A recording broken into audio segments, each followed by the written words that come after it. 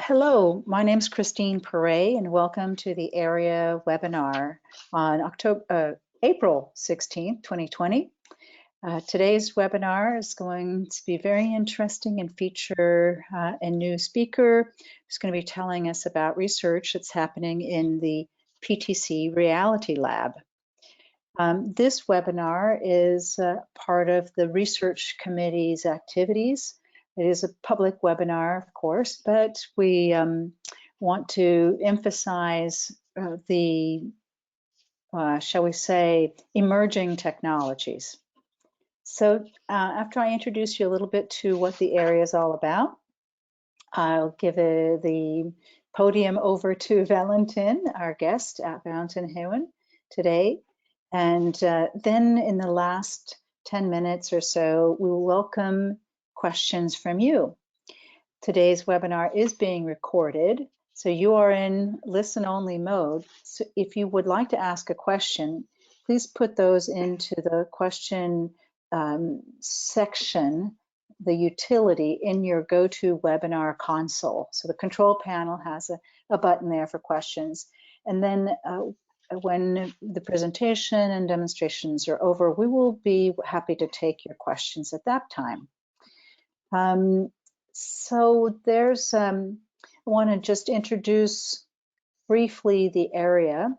We are an industry organization stimulating and supporting the advancement of this ecosystem, the ecosystem of AR for enterprise, focusing on that top of that pyramid, the mostly large enterprise companies that have a need to improve their productivity, reduce their risks, and other ways that augmented reality can help them.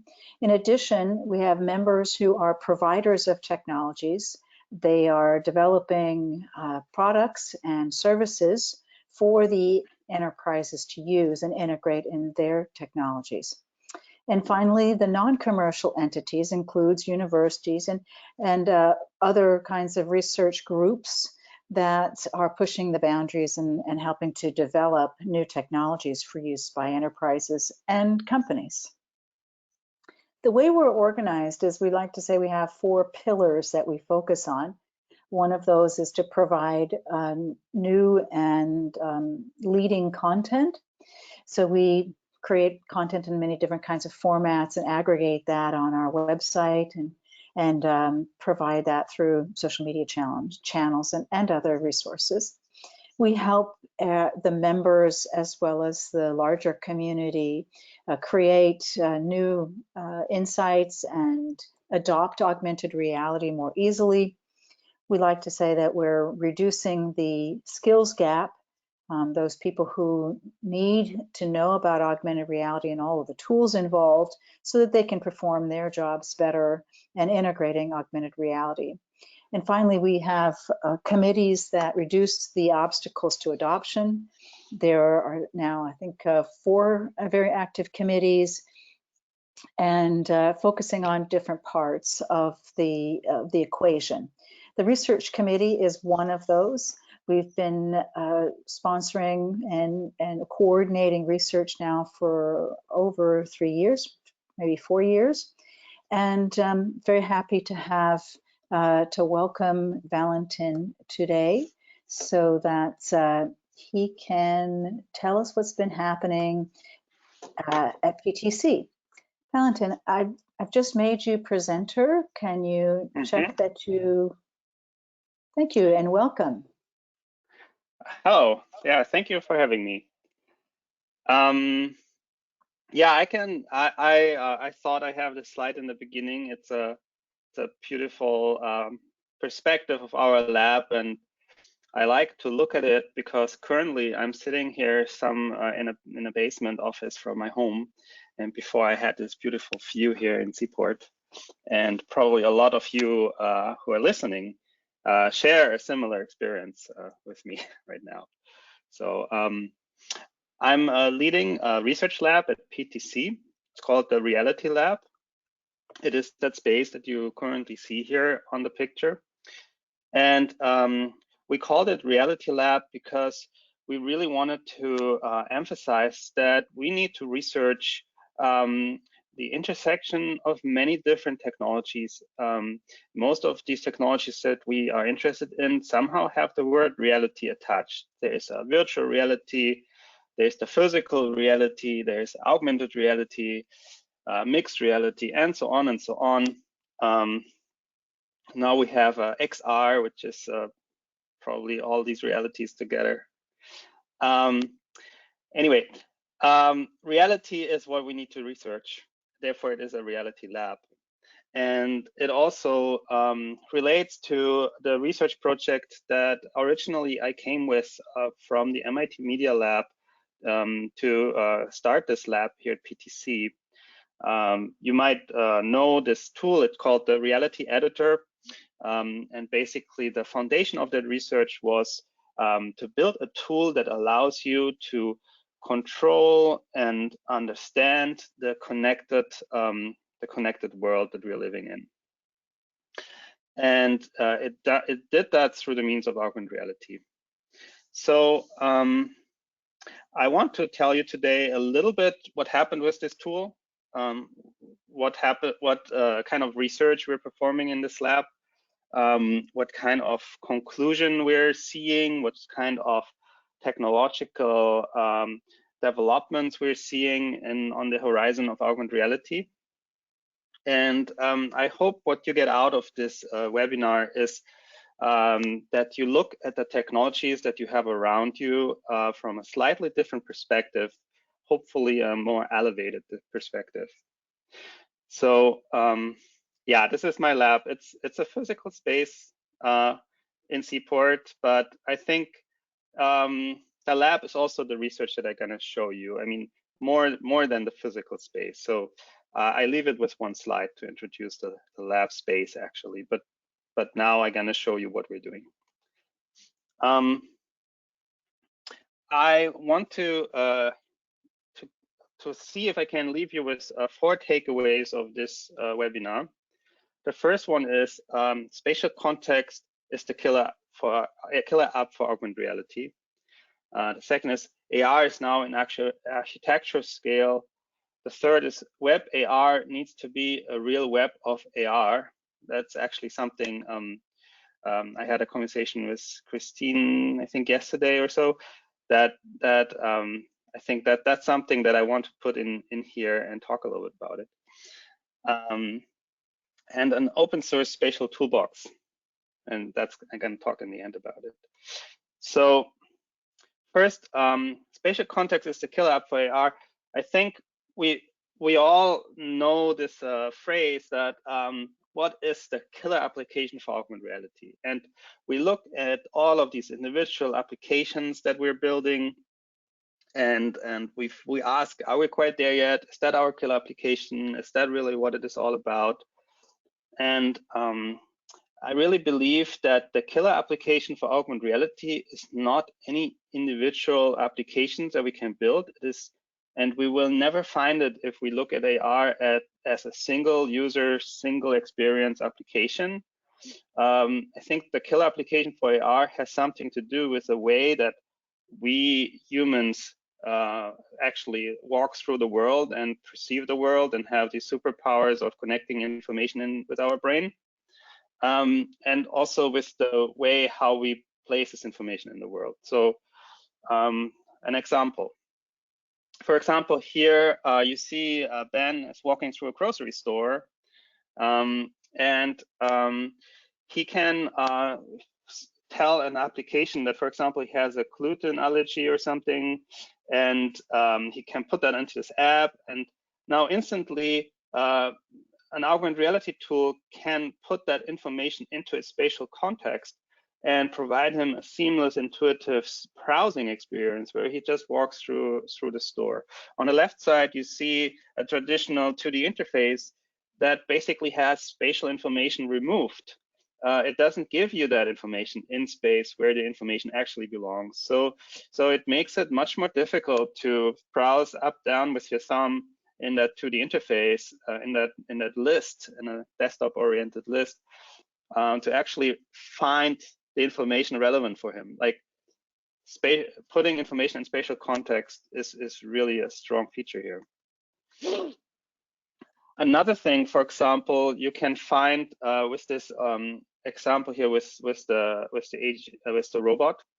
On the left side, you have a 2D interface that is basically the way how still these robots are programmed. It's a controller that you can type in X, Y, Z coordinates for each joint or for the tip of the robot, and you need to program step by step, and it's quite complicated. Maybe for a lot of people on this call who deal with 3D transformation for quite a while, it's maybe not too complicated, but in order to get to the point where you understand how to type in a 3D coordinate with X, Y, Z buttons on a 2D screen that looks like that on the left side, you probably end up having 3 years of training.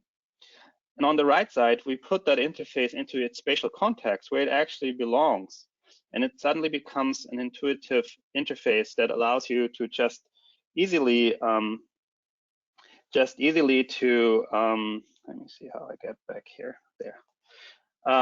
It allows you to easily just put keyframes in space that tells basically the robot where to go.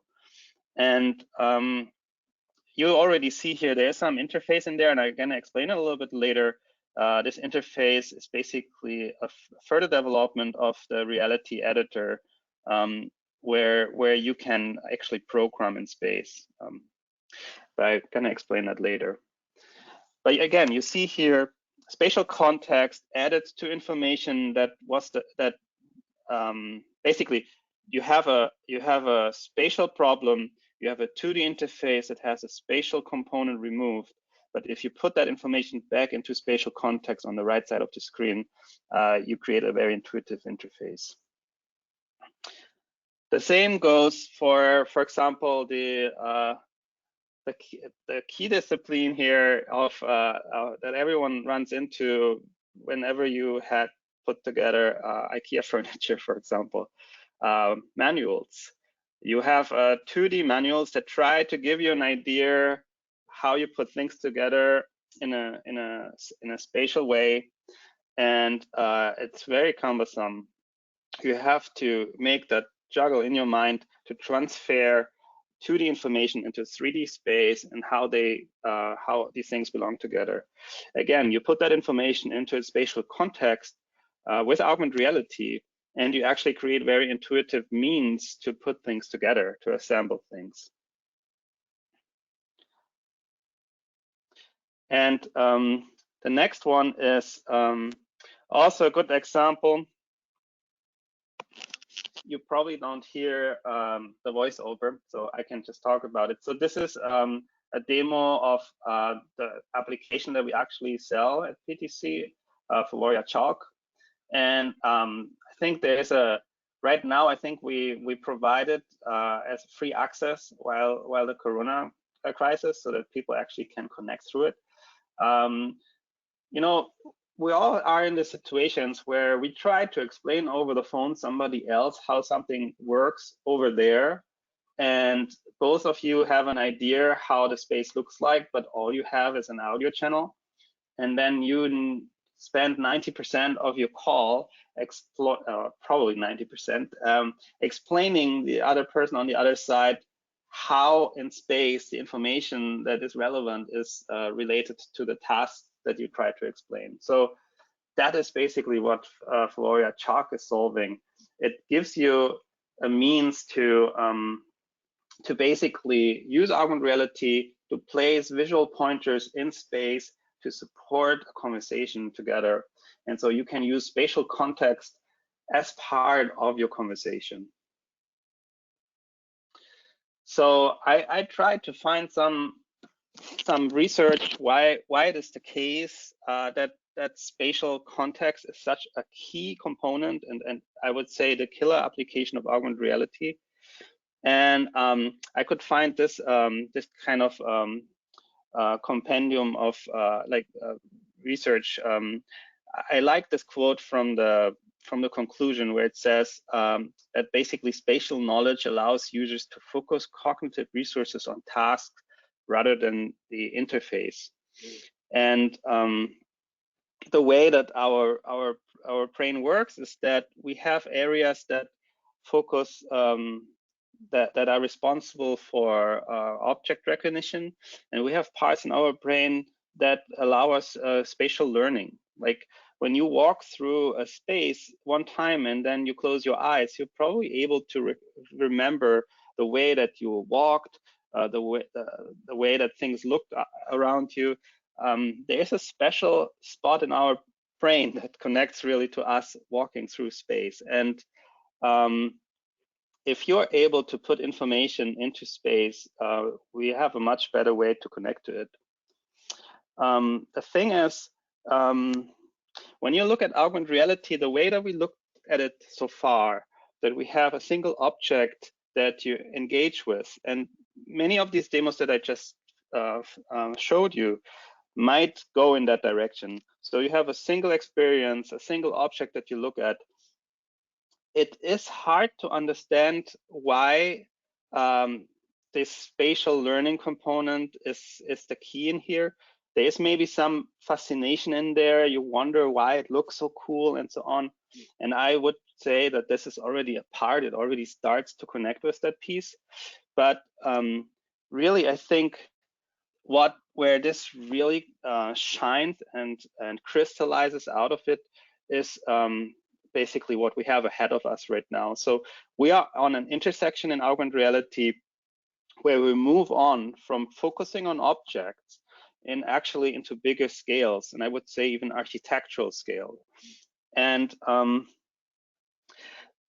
once we do that, you suddenly start using these parts in your brain where you actually navigate through space with your spatial learning ability. And the spatial context becomes much more important. So I had some slide here that is empty. So basically, from my perspective, architectural scale is something where instead of looking at a single object as a single user with a single experience, which I find a little bit boring, architecture scale means that you look at a multitude of experiences that are all around you, that are accessible by a multitude of people and machines, scalable in a huge amount of ways, and also that all these experiences can come from different stakeholders, so that you have different companies who actually can place experiences into these spaces. It also means that you suddenly can use augmented reality in a different way. Instead of explaining an object, now you can explain pathways, you can explain spatial relations.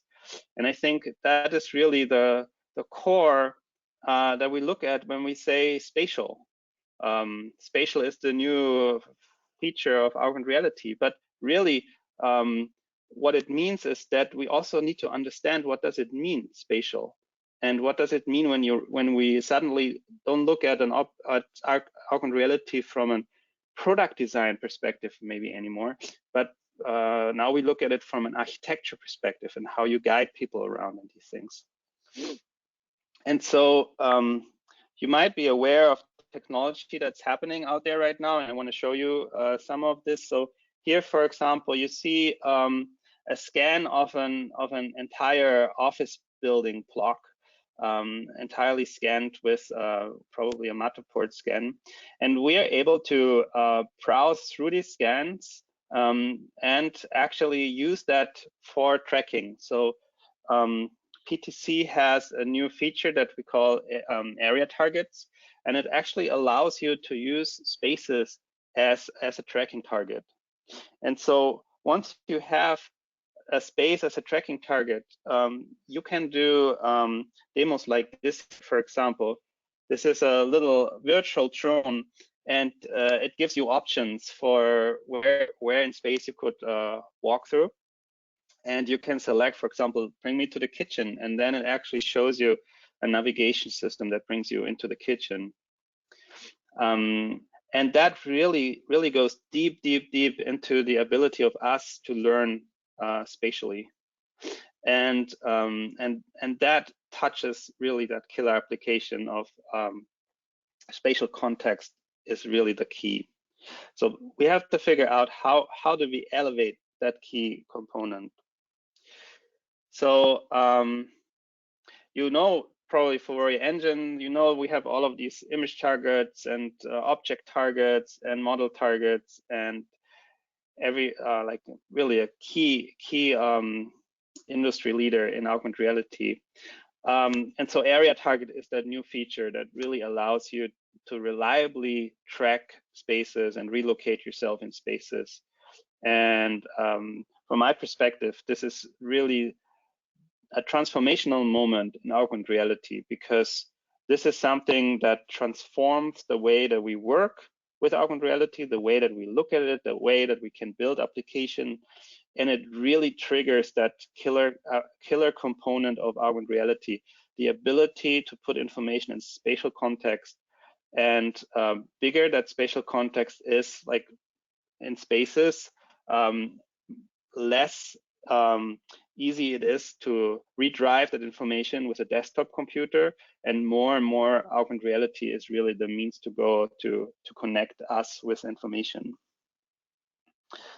So when I talk about spatial tracking, when I talk about architectural scale, I talk about a vision, but I also talk about a system infrastructure.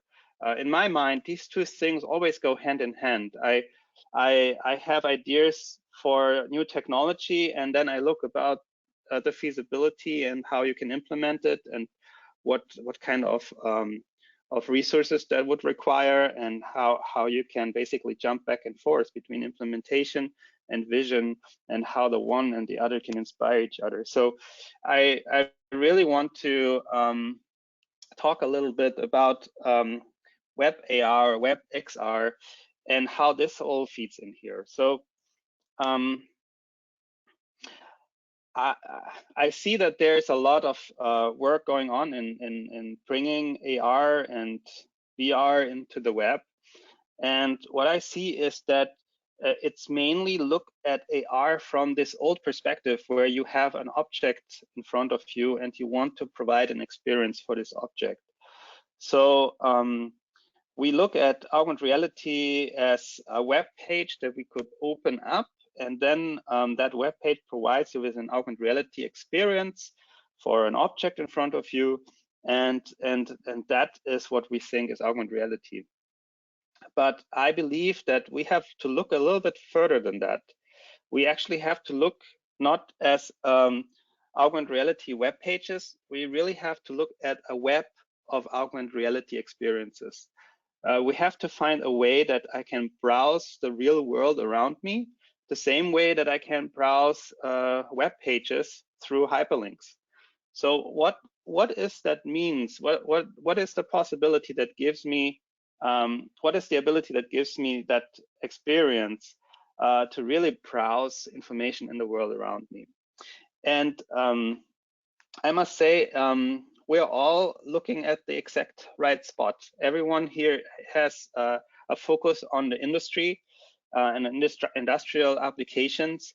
And I must say, this is the best environment to explore these kinds of questions, because we have a technological high granularity in our problems. We have spaces that are full of sensors and motors and systems of systems, complexity that a human on a desktop computer has a hard time to understand, and complexity that comes from so many different shareholders, that so many different companies that build machines that need to work together, that we really need to create a web of AR experiences in order to manage from a human understanding the ability to look into an industrial problem and to understand and control it and solve it. So I just want to provoke some system requirements here for such a web of AR. So a web of AR system requirements are resource-independent spatial applications for a true web of AR. So as I said, basically right now in this research platform that we're using at PTC, every experience that you see is resource independent. That means it's like a website where I can build my own code, and I rely on certain standards that exist. And for as long as I honor these standards, I don't have to talk with anyone else ever.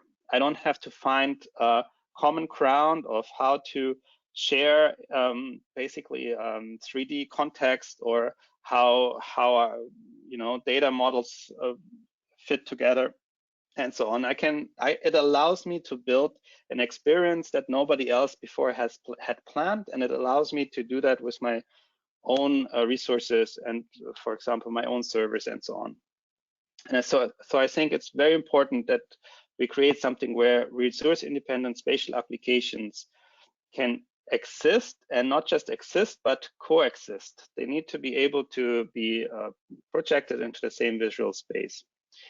So that's the second point. Apps visually rendered into the same context for multitasking. I need to be able to have a machine from company A and machine from company B, and I look at them and I see their user interfaces at the same time while I browse through that space. And then I'm actually even able to connect them together through AR and build a system of systems that I as a human can easily understand. We need services that support the functionality of application. Basically, the way that we built this system that I'm going to show you later in this talk as well. We built services that are of a higher level that basically supercharge applications. Like a simple system for service, for example, is the ability to move an application around in space. So just to put it in the right space, to scale it, to tell how far away something is visible. That's a very simple service, and that's what I think about a service. Another service is the ability to connect applications together, to pipe them together. That is a service as well. And so building services that extend the standard APIs that are given to applications, so that over time they can grow. It needs to run on multiple platforms, and not just from a technological or operation system perspective, but also from a user interface platform perspective. We need user interfaces that run on a desktop the same way they run on AR, on VR, and we need seamless one user experience that can seamlessly transition between those different platforms and incorporate all of them. And the last one is, I think we implemented that originally intuitively. Probably we know, since we all use terminals, it just comes almost without thinking. But I think the Unix operation system introduced that Unix-style visual piping and visual scripting among applications. So basically, that you're able to put two applications together and make them create relationships between them, so that you can create these cascading commands that trigger through systems. So all of these things, I think, are system requirements that we really need for a web of AR, so that control data can flow through these systems, that we can browse through that web and understand it. And I think when we build such a web of AR, then we really can unleash the potential of spatial computing, and also really unleash the potential of augmented reality. Because it is nice when we look at an individual object, and it's nice for selling, but the really true value of AR is connecting to our spatial learning ability. And that brings me to almost the last part here, and that is something that we built, and it built up on the last 2.5 years research in PTC, and we call it a Spatial Toolbox. We call it the Fuvoria Spatial Toolbox. And I'm gonna show this next video, and I think I have to talk over again because the audio probably won't come over to you. So what you see here is basically a little first hello world. So there's this little pocket on this side, and it allows me to access a selection of tools. Therefore it's a toolbox. So for example, I can use a slider here and a graph. That's just a very simple example. And there's another button that allows me to access these piping abilities. So now I pipe the slider into the graph, and I have created a little spatial application. I can, with the service that it built into this tool, I can move things around. I can define how far away something is visible. So basically, it allows me to curate the information that a user could see while exploring a space. So this is a very simple aspect of the tool. That's how to start with it. But this tool is really deeply rooted in the physical world as well. So I can look at this machine here and actually see the program of this machine and how this machine is executing. So you see how all of this is connected together. And this is not just a program or a visualization of a program. This is actually how this machine was programmed. So I can interrupt this program and stop working, and I can reestablish that link, and you see how this machine is working again. So that's all nice, but it also allows me to go a little step deeper. So for example, if I want to invert how this light corresponds to this button, I can click on this square node. And it's actually a programming node that allows me with little blocks, visual programming with little blocks. It allows me to invert, for example, the function of that light. So with this visual AR programming and this programming blocks, you have some tools at your hand that allows you to build some very simple, almost macro-like applications to connect the relationship between systems and spatial application. So here I have a second table. You saw already that it has some visual tools there that allow me to control or understand the weight of that scale, and I can connect actually visually that scale to that feeder machine. And now I have created a system of systems, two things working together, now make sense of that table, that the scale table that was there before by itself, and the system that I needed to operate manually. Now I created an automation system instantly in front of you, using augmented reality and spatial computing and spatial programming. So this tool, this functionality is what we publish right now. This is what is available for you.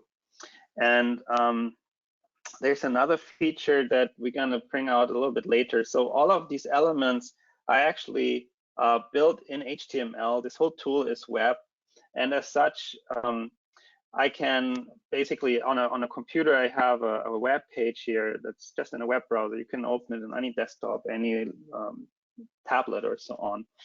And it allows me to transition easily content from a screen, from a screen interface into AR. And that's what I mean when I say it needs to be cross-platform. It really needs to transition between screen spaces, AR spaces, VR spaces. Like all of these disciplines somehow need to merge together. Another interesting thing is in this platform, for as long as you stay 2D, and you saw this whole demo that I just showed you, provides a lot of value.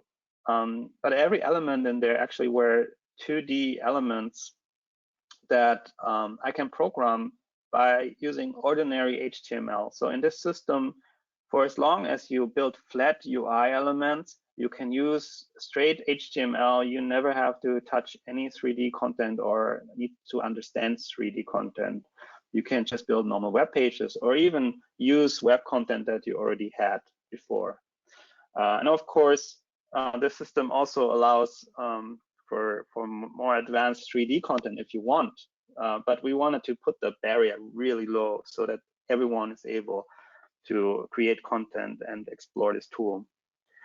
So for example, the next example is showing you how it's used with 3D content. Here we have a demo that we called Kinetic AR, and it's basically an AGV, automated guided vehicle. And it has a scale unit on top. So the same way that the demo that you saw before, it has that scale that allows me to basically see when the bin is full. And so Anna can set the scale on this robot with the same programming means, but and she can connect that scale to this feeder machine. And this feeder machine is basically then able to say, okay, when there's a bin on it, and now she creates a different condition. She creates a robotic path for that AGV in augmented reality. This time, this is a 2D path. Before you saw a 3D path in a demo that I showed you before. And so she can easily and intuitively program this path that the robot should take. And now she can take the end of the path as a second condition next to the scale on the robot and say, okay, if the scale has a bin on it and the robot is in front of the machine, then start the conveyor belt. Now she also takes a physical button and puts that onto the beginning of that path. And now she has instantly programmed a whole robotic experience in augmented reality. So she pushes the physical button, the robot starts driving to the first point that was triggered by this button. It starts following this pathway, and eventually, when it will hit the last mission point, that mission point will trigger to that end statement that it has reached that position. And the scale will tell the system, I have a bin, and now it can operate. So this is something that is quite difficult when you think about coordinating an AGV, industrial machine, or any kind of robot, industrial machine, or in general motion with each other. That's a quite difficult endeavor. That's something that you need a highly trained person for, that is able to understand all of the IoT behind these systems and is able to make the relationship between data on a 2D screen and relationships in space, and it's difficult.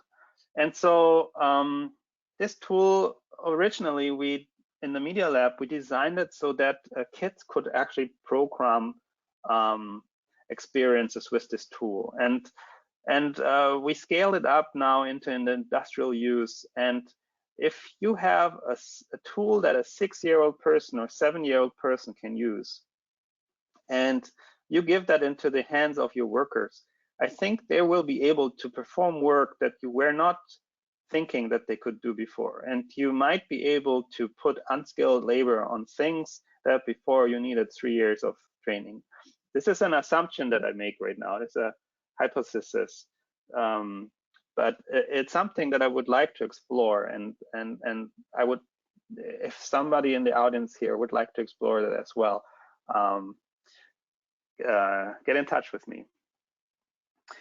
So we have also worked really hard on the visual user experience. So a big problem in augmented reality is something that comes with the nature of environments. They're sometimes dark, they're sometimes bright. So we also really looked into something we call a high contrast functional UI design. And so the elements that are by default in this tool are designed in such a way that they function in any environment. They're designed in a bright and a dark manner that they're easily understandable as augmented reality interfaces. And here we have another one for the robotics theme. And that is also something, if you're interested to understand how how user interfaces should look like in that space, you can use that as example. So this toolbox, the Varia Spatial Toolbox, is public as of 2 days ago, and we published it on GitHub. It is open source under MPL 2.0, so it's now available. And you can go to this webpage, spatialtoolbox.varia.com, and there is a forum there, and we put a lot of effort in trying to explain every piece of this platform. I mean, it's quite new, it's quite something to wrap your head around. But if you want to make use of a platform that all these demos that I showed you before here were built with, if you want to join this, we would love to welcome you, because this is really the idea of building a community and pushing spatial computing and a web of augmented reality experiences, spatial computing in architectural scale. That's something that we want to build with this tool, and we want to invite you to join us. And I want to end this little exploration here with some more research that we're doing, things that we enabled us in the research lab, but we currently don't publish as with the open source tool. So the first thing is something, when you have an industrial background, you probably know this really well. It's called LockoutTagout.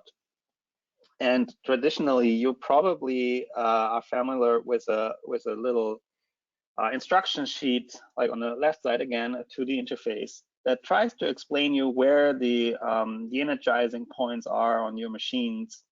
And when these machines are not a single object, but maybe a room, a big machine, then you start searching around where actually these points are. And because the paper version of that instruction falls short, it's really hard to explain with a still image and some words where things actually are in space. And so we've built this research explorations on the right side to actually set up and redrive LockoutTagout experiences. And so what you see here right now is the user, in this case actually Ben is doing that, is setting up the right parameters and the locations of the de-energizing points that need to be performed in order to stop the system here from operating, so that he can safely maintain machines. And so he can even record little videos that show him what to do. And now when he starts the LockoutTagout, you see there's a little arrow that tells him spatially where he has to move in order to find that experience. Once he's there, he can play a little video that actually tell him what needs to be done at that point. And so it's a really nice way of guiding a user in space and providing spatial context to how to perform something that before could end up difficult, because the complexity of space is hard to convey on a piece of paper.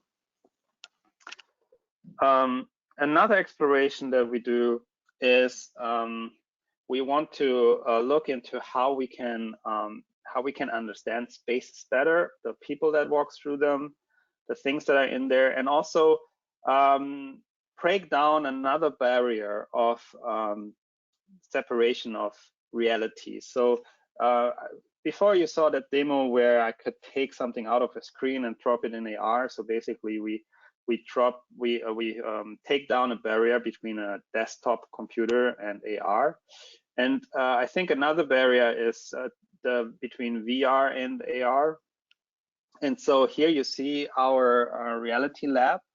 And in this reality lab, we place some Kinect cameras. And these Kinect cameras are calibrated and located into a 3D scan of our lab that we call, so to say, a ground truth of our lab. And once you've done that, you end up with a pretty interesting model of your space, where you're able to follow and see or what's going on in your lab in a total free way. You have a free perspective of your camera, and you can move around. And this all here happens through a web browser. So you can be on the other side of the planet, flying around in your factory. And you also see that it has our Spatial Toolbox user interfaces in there, because this space is actually a fully enabled spatial computing environment. So it allows you to see the exact same experience that Ben is currently seeing on his smartphone being there as well. And so from our perspective, you know, it doesn't matter if you are there physically, it doesn't matter if it is VR, AR, desktop, whatever you use. Here you have a system that works on all of these platforms and all of these user interfaces, and allows you to really deeply explore possibilities with these technologies. What I also like is that I can take a bird's eye perspective here that is far beyond the roof, a perspective that physically is just not possible. But with such a system, I can take these perspectives. This environment here is currently something that we are really interested to further research in our lab. But yeah, there's a lot going on there that hopefully in another year or so I can share publicly. But for now, I want to leave you with that exploration and show you the potential of this platform that we just open sourced, because it really can represent itself in all of these different means. It can control AGVs, it can control industrial machines, it can show up as VR, it can show up as AR, it can show up on a desktop as an HMI that you place next to your machine. It is scalable. You can have hundreds of user interfaces pointing into the system. It is distributed, so actually there's never a central point anywhere. You have machines that all can own their own logic, their own interfaces, and just connect with their next pairs. So that is what I want to leave you with. And I'm sure there are now some questions or so, and I think Christine intended the last 15 minutes for that. But if you want to go beyond that, you can find me on Twitter and get in touch with me. Or great, yeah. Great. I understand. Thank you very much, Valentin. Yeah, you're welcome. Very good presentation and a very interesting work that you're doing. And I know that you've been at this a long time. You have this is really a continuation. It's a stream of the things that you've been thinking about for since the time at MIT, the Media Lab. Yeah, I think by now it's like 8 years or so, actually. So you said at the very end, you mentioned, you know, that this platform is distributed, and it sounds like what you were saying is that it is unlimited in terms of the scale. You know, in your talk, you talked about moving away from individual objects to architectural scale. And yeah. I guess my question is, have you thought, or can you think of any limitations, inherent or potential limitations, to making even a city scale, or is there a conceptual or an architectural limit to what can be done? Yeah, I think it was in the so we really follow the spirit of the web with this platform. We really wanted to build an infrastructure that loads only the content that is right around you, and it does that in a permanent adaptive way.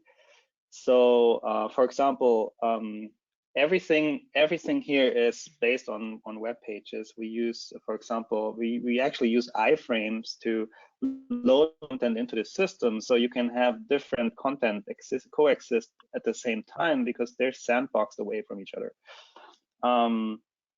And we load and unload this content based on where you are and what you look at. For example, if you don't look at an object for 5 seconds, it unloads the content. And so it's out of your mind. And when you look at something, it actually redrives that information in that moment. So you can literally use that. Yeah, you could use it to walk through a city, and whatever information is around you, it will load it into this tool.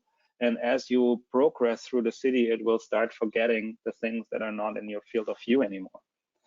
So, so yeah, this Perfect. tool is contextual. scalable in this. Yeah, it's contextual. And also, what is I think is really important because of this sandboxing and because of the feature that the abilities that the web already provides to us, and the way that we deal with a strict, simple manner to connect among applications, but then also keep them separated. It allows you to really load content from different origins. Not just one pre-organized experience, but over time, experience that we never thought about should be able to be created by somebody that we never talked with, and put into this platform and drive there. And I think that's really the power of the internet and the World Wide Web is to be so to remove the implementation from any intent and build a universal platform that any future use. So even what we do here right now, it builds up on web standards, and we use web standards. For example, we use CSS 3D transforms that are hardware accelerated to allow you to use ordinary HTML content in AR. I mean, I cannot imagine that this is something that the W3C intended to be used in this way, but they designed this infrastructure in such a way that it allows that use. And highly I think flexible. that is so important, that you build something not with the intention of a final use, so that you build a universal platform that everyone can find themselves in and actually build these experiences, as you say, even in a city scale. So we have a few questions I'd like to go through. One is, I understand that the Spatial Toolbox is on open source and the code is on GitHub. I looked at your tutorials, very, very well done. But does a developer need to have any component of Euphoria installed to use this? Yeah, so we are heavily integrating, you making use of Euphoria engine, specifically now that we have the area target and so on. And I think that is really the best platform. And over time, we will integrate more features of engine to make this a more intuitive user experience. And so, yeah, so one part that you can do, you can go into the App Store and find pre-compiled already the application there. And so all you need to do is then the toolbox. Yeah, Spatial Toolbox. Just go into the iOS App Store. You will find the Euphoria Spatial Toolbox there. Okay. And then all you need to do is to start the server that we have on GitHub, and you're ready to go. And if you want to further develop the tool, like this, the interesting thing here is that most of the components, the tools that you will see in the Spatial Toolbox, even down to the nodes that you can program with, the blocks that are in this visual programming, all of that is actually hosted on the servers and are loaded at discovery into the tool. So basically, when you look at an object, it will tell you the tools that it has, that it owns, and that it can be used with. So all of that is basically delivered to the toolbox through the server. And so when you want to advance this system with your own content, you build that as experience into the server, and the toolbox will then discover it and make use of it. So, but if you want to further develop the toolbox, that code is also on GitHub. Okay. So we do have some other questions. If you develop it, the MLP license applies. I mean, there is a licensing agreement. Yeah, the MPL, yeah. Yeah. So one other question is about interaction. We have so many different input methods. I have to add to this. So the MPL applies to the code, but the Vuforia engine is not under MPL.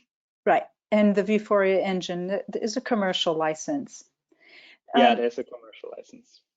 So do you have thoughts about input methods on different displays? A lot of the examples that were shown seem to be using tablets, but what if you have other HMDs and other formats? Have you thought about how to make the tools seamless and so similar across different platforms?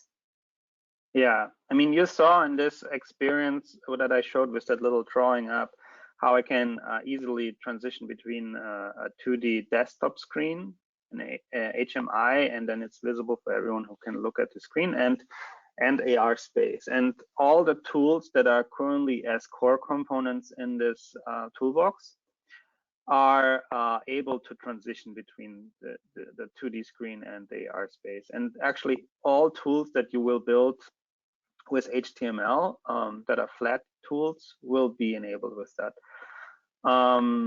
I think what will be interesting if you build 3D tools that to also create a 2D component or a desktop screen component to it, so that when you create this transition, that we then can switch between these two means of visualization.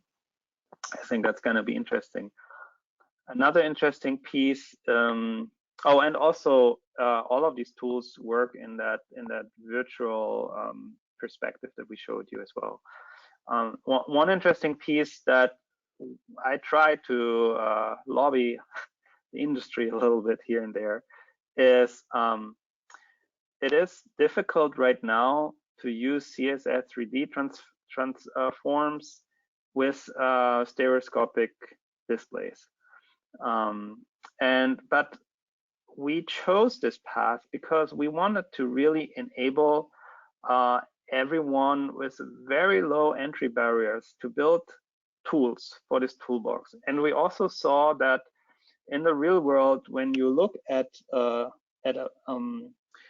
user interfaces on machines and so on, you mostly find 2D interfaces, or you can get away with 2D interfaces. And so the stories you want to tell and the experiences, the intuitive experience you want to provide work often extremely well with 2D interfaces. And when you enable 2D interfaces to for example, a graphic designer or so, it is a really low barrier to build these interfaces. So we really wanted to enable that. The problem comes here. The problem, however, comes with transitioning into a stereoscopic world, and I think that is something where I really just want to continuously keep conversations open, because I think we need to figure out a way how to enable that. Right, absolutely, understood. Unfortunately, we are out of time today. We're going to thank you, Valentin, and those of you who have entered questions that we didn't have time to get to, trust me, we will follow up with you. I'll introduce you to Valentin, and he can take those questions with you directly. This webinar will be available from the area website maybe as soon as later today or tomorrow. Thank you, everybody. Have a good day. Bye. Bye-bye.